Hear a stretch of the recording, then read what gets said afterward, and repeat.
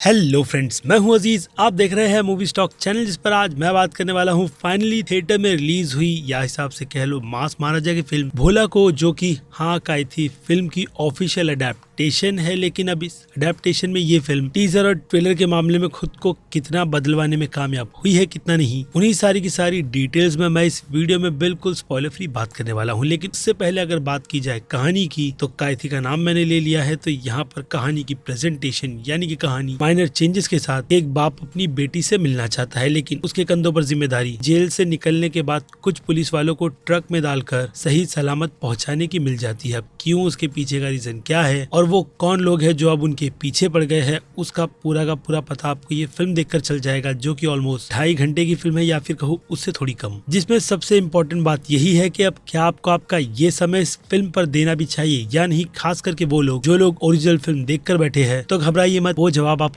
इसी वीडियो में मिल जाएगा, लेकिन इंट्रो के बाद। जिसके पहले हर बार की तरह बनती है मेरी छोटी सी रिक्वेस्ट, जो कि है चैनल को सब्सक्राइब, वीडियो को लाइक और शेयर करने की।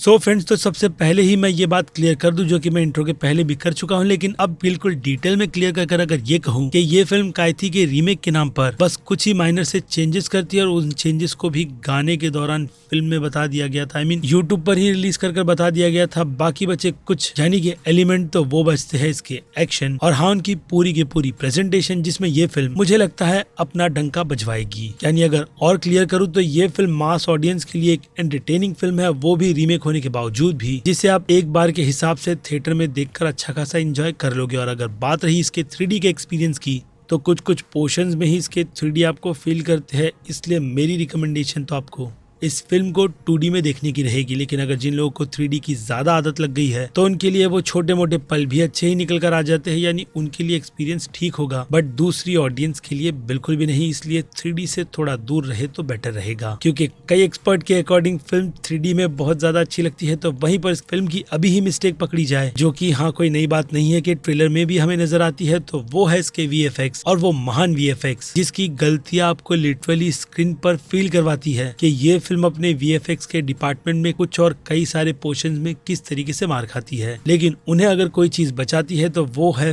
फिल्म के अच्छे कोरियोग्राफ किए गए एक्शन, खास करके बाइक चेजिंग वाले सीन, जो आपको अच्छे खासे टाइम तक उन मिस्टेक्स के साथ साथ अच्छी चीजें भी दिखाते हैं, जिन्हें देखकर अच्छा लगता है, और उससे मैंने भी एंजॉय किया है उन्हीं सारी की सारी ऑडियंस के बीच देखकर। हालांकि थिएटर में ऑडियंस बिल्कुल ना के बराबर थी इसके पहले शो में, लेकिन हो सकता है कि फिल्म के वर्ड ऑफ माउथ इस फिल्म को अच्छी राह पर ले जाए, क्योंकि फिल्म टाइम पास के हिसाब से ठीक है, और नई ऑडियंस के लिए यानी मास ऑडियंस जो बॉलीवुड की ही फिल्में देखना पसंद करती है, उनके लिए काफी अच्छी फिल्म मानी जाएगी। जिसमें अब अगर एक्टर्स की बात कर ली जाए, तो दीपक दोबरियाल, अजय देवगन और विनीत कुमार के अलावा आपको तब्बों का भी काम पसंद आएगा। लेकिन फर्स्ट हाफ तक, सेकंड हाफ में जाकर उनका कैरेक्टर डल हो जाता है, क्योंकि पूरी फिल्म अजय देवगन के कंधे पर आ जाती है। इसके अलावा बाकी दूसरे जैसे कि संजय मिश्रा और भी कई सारे एक्टर्स हैं, वो अपने रोल में ठीक ठाक सी परफॉर्मेंस देते हुए नजर आते हैं। जैसा उनका काम है, उसे उन्होंने ईमानदारी से स्क्रीन पर प्रेजेंट कर दिया है। इसके अलावा फिल्म की अब अगर डायरेक्ट ही एडिटिंग की बात की जाए, तो कुछ पोर्शन में एडिटिंग अपना कमाल अच्छा दिखाती है, तो कई पोर्शंस को आधा अधूरा रखकर इस फिल्म ने अपने सीक्वल की जड़ें मजबूत कर ली है, जो कि मुझे लगता है कि इस फिल्म की एंड की टीज या फिर कहूँ कैमियो के हिसाब से इस फिल्म को मिलना भी चाहिए। क्योंकि कहानी की प्रेजेंटेशन पहले पार्ट में अच्छी और थोड़ी डिफरेंट करने के हिसाब से सीक्वल को बिल्कुल ही अलग प्रेजेंट करेगी, अगर इसी प्रेजेंटेशन पर वो लोग आगे बढ़ते हैं तो। क्योंकि कायथी के यूनिवर्स में अब वो फिल्म लोकेश नगराज के एक बड़े यूनिवर्स का बार सेट करती है, लेकिन भोला फिल्म खुद ही के यूनिवर्स में रहते हुए इसी के कैरेक्टर को एक्सप्लोर करती है, या फिर कहूँ उसके पास को टुकड़ों में दिखाकर ज्यादा जानकारी लेकिन अच्छी खासी जानकारी दे देती है, फिर से कहूंगा टुकड़ों में, जिसकी डिटेल हर कोई जानना चाहेगा, वो भी तब जब ये फिल्म बॉक्स ऑफिस पर अच्छा खासा परफॉर्म कर ले तो, वरना सीक्वल के चांसेस कम है, खास करके जैसा रिस्पॉन्स अभी इस फिल्म को मिल रहा है। बाकी अब इससे हटकर फिल्म के डायरेक्शन की बात की जाए, तो अजय देवगन का डायरेक्शन बहुत ही ज्यादा अच्छा है, लेकिन रनवे 34 के मुकाबले में उतना ज्यादा नहीं, बट फिर भी मास एंटरटेनमेंट के लेवल पर वो कुछ अच्छा कर रहे हैं, जिसमें मुझे लगता है आपको भी सपोर्ट करना चाहिए। और फिर इससे हटकर बात की जाए फिल्म की BGM और रन टाइम की, तो रन टाइम इसका ठीक ठाक सा है। ओरिजिनल फिल्म के मामले में जो ऑलमोस्ट 3 घंटे की थी, तो उस हिसाब से इस फिल्म में जिस तरीके के गानों को ऐड किया गया है, गाने बिल्कुल भी अच्छे नहीं है, लेकिन एक अच्छी बात है कि गाने के साथ साथ फिल्म की स्टोरी चलती है, इसलिए आप उन गानों को झेल लेते हो। बाकी अब बात की जाए फिल्म के BGM की, तो रवि बसूर की ये ट्रिक मुझे लगता है अब फेल हो रही है, जो हो सकता है कि दूसरी ऑडियंस को पसंद आए, लेकिन इतना भी लाउड अब उन्हें अपने BGM को नहीं रखना चाहिए, क्योंकि कुछ पोर्शन यानी कि जो फिल्म के अच्छे डायलॉग्स है, वहाँ पर भी ऐसा लाउड म्यूजिक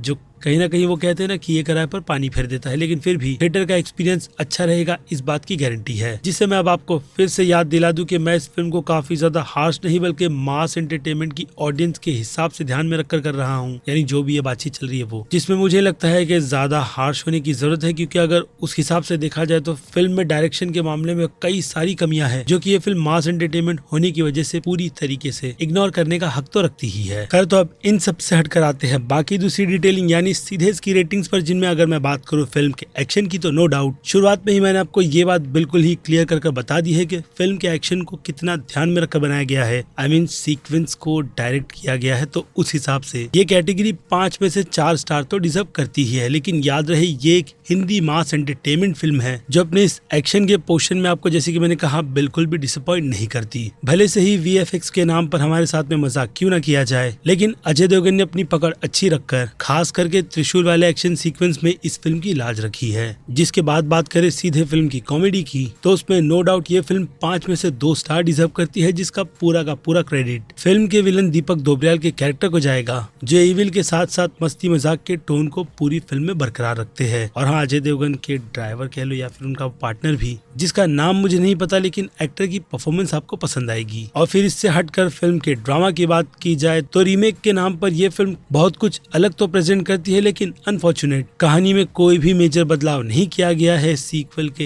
हिंट को देने के अलावा, जो कि पहले की फिल्म में भी था। लेकिन खैर, यहाँ पर वो अप्रोच पूरी तरीके से डिफरेंट है, जिसका एग्जैक्टली पूरा का पूरा फोकस भोला के कैरेक्टर, उसके पास और फ्यूचर के आने वाले विलन पर फोकस करता है, ऐसा ही कुछ। बट फिर भी अप्रोच अच्छा है, लेकिन फिर भी रीमेक के नाम पर देखी हुई ऑडियंस को ये फिल्म कहानी में कहीं ना कहीं तो डिसअपॉइंट करती ही है, जिससे ध्यान में रखकर मैंने इस कैटेगरी में इस फिल्म को 2 स्टार से ज्यादा की रेटिंग इसलिए नहीं दी है। लेकिन फिर से याद दिला दूं, नई ऑडियंस इस फिल्म को कहानी के इस पोर्शन में पसंद करने वाली है, बाकी फैंस की तो बात ही छोड़ दो। और फिर बात रही फिल्म के सस्पेंस की, तो वो कैटेगरी 5 में से 1.5 स्टार डिजर्व करती है। क्यों, उसका पता आपको फिल्म देखकर चल जाएगा, जो कि उस लेवल के सस्पेंस नहीं है, लेकिन फिर भी फिल्म में क्या होता है क्या नहीं वो कई सारे मोमेंट में आपको पता चलते हैं। लेकिन फिर भी कुछ ऐसे मोमेंट्स हैं जिसके हिसाब से ये कैटेगरी इतने स्टार रेटिंग का तो हक रखती है। और फिर बात करें फिल्म के थ्रिल की, तो हॉरर का एलिमेंट फिल्म में गौर के हिसाब से ले लो तो अच्छा है। बाकी थ्रिल फिल्म के बीजीएम से बनाया गया है, वो भी इसकी फास्ट पेस को ध्यान में रखकर, जिसे देखते वक्त मैंने इस फिल्म के फिर से कहूंगा एक्शन को 3D में भी इंजॉय किया है, और उस हिसाब से ये कैटेगरी तो 3 स्टार डिजर्व करेगी ही। और फिर क्या आप सीधे आ जाते हैं मास ऑडियंस पर, जिनमें से एक ऑडियंस वो है जिन्होंने ओरिजिनल वर्जन देख रखा है, तो उनके हिसाब से भी ये फिल्म A- की कैटेगरी डिजर्व करेगी, क्योंकि दोबारा देखने के हिसाब से कहती फिल्म अगर आपको एक हिसाब से बोर करती है तो भोला बिल्कुल भी नहीं। लेकिन फिर दूसरी ऑडियंस की कैटेगरी की बात की जाए, यानी वो बिल्कुल फ्रेश ऑडियंस जिन्हें कैथी के बारे में